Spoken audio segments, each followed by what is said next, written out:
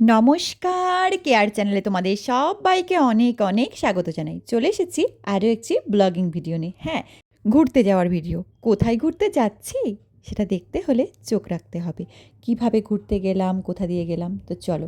বাড়ি থেকে ডাইরেক্ট একটা উবের বুক করে আমরা চলে এসেছিলাম শালিমার স্টেশনে। তো শালিমার স্টেশনে এসে দেখলাম ট্রেনটা অনেকটাই লেট। তো যখন লেট তখন আমরা কি করছি, স্টেশনে ঘোরাঘুরি করছিলাম। তো ঘোরাঘুরি করতে করতে তারপরে কি আমরা যখন উবেরটা বুক করেছি, এই যে আমাদের ট্রেনটা চলে এসেছে। আর এসেছে দেখতেই পাচ্ছ, শালিমার টু পুরী, এই যে দেখাই আছে। আর এই বগিতে আমরা উঠবো। যেহেতু এখন ট্রেনটা ওপেন করেনি, খোলেনি, জাস্ট আসলো, তাই আমরা সামনে B1-এ উঠবো। তাই বসে আছি এখানে। তোমাদের মনে হতে পারে দিদিভাই শীতের সময় কেন এসি বুক করেছো? তার কারণ হলো এসি বুক করলে ওই বাইরের যে ঠান্ডা হাওয়া সেটা লাগে না, কিন্তু এসিতেও কিন্তু অতটা মানে ঠান্ডাও লাগে না, গরমই লাগে। তার জন্য আর পরিষ্কার পরিচ্ছন্ন থাকে তার জন্য। তো চলো, আমরা পৌঁছেও গেছি একদম ভোর ভোর। দেখো ভোরের পুরীর সমুদ্রটা কেমন উচ্ছ্বাস আনন্দে মেতে আছে। আমরা একদম ভোর 3টে না 3:30 নাগাদ এখানে পৌঁছিয়েছি। দেখো সবাই বসে আছে, আমরা এখন হোটেল খুঁজবো, এর জন্যে এইখানে এসে বসে আছি। আর তোমাদের দাদা ভাই আর সবাই মিলে একটু গিয়ে হোটেল খুঁজতে গেছে। সবাই মানে তোমাদের দাদা ভাই আর আমার বড় ছেলে, আমরা তো 4জনই গেছিলাম। তো হোটেল খুঁজতে গেছে, আমি আর পুচকুটা বসেছিলাম। তারপর স্নান ধ্যান সেরে রেডি হয়ে পুজো দিতেও চলে আসলাম জগন্নাথ মন্দিরে।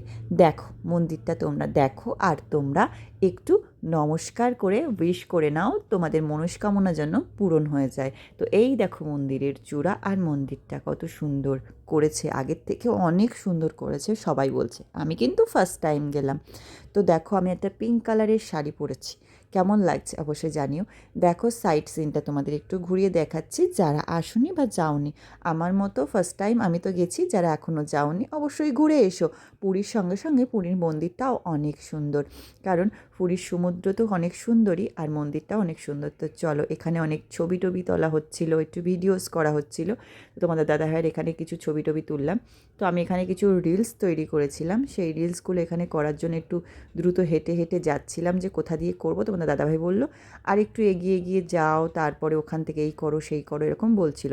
তাই আমি বললাম পুরীর মন্দিরটা একটু দেখা যাচ্ছে? বললো হ্যাঁ, ওখান থেকে মন্দির দেখা যাচ্ছে, এখান থেকে পরিষ্কার লাগছে, হ্যান ত্যান। তো যাই হোক, এখানে মন্দিরে পুজো দেওয়ার পর আমরা সবাই প্রসাদ টোসাদ খেলাম। খেয়ে দিয়ে তারপর আমরা আরও অন্য অন্য জায়গায় ঘুরলাম। কি ঘুরলাম, কোথায় কোথায় গেলাম, পার্ট 1, পার্ট 2, পার্ট 3 করে পরপর তোমাদের সাথে শেয়ার করব।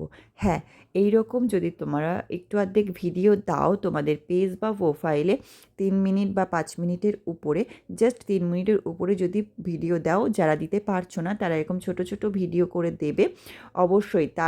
তাহলেই কিন্তু তোমরা কন্টেন্ট মনিটাইজেশনটা খুব দ্রুত পেয়ে যাবে। যারা ভাবছো 3 মিনিটের ভিডিও কেমন দেবো, তো এরকম ধরনের কিছু ব্লগ ভিডিও তোমরা ছোট ছোট করে সপ্তাহে 3 দিন দিতে পারো।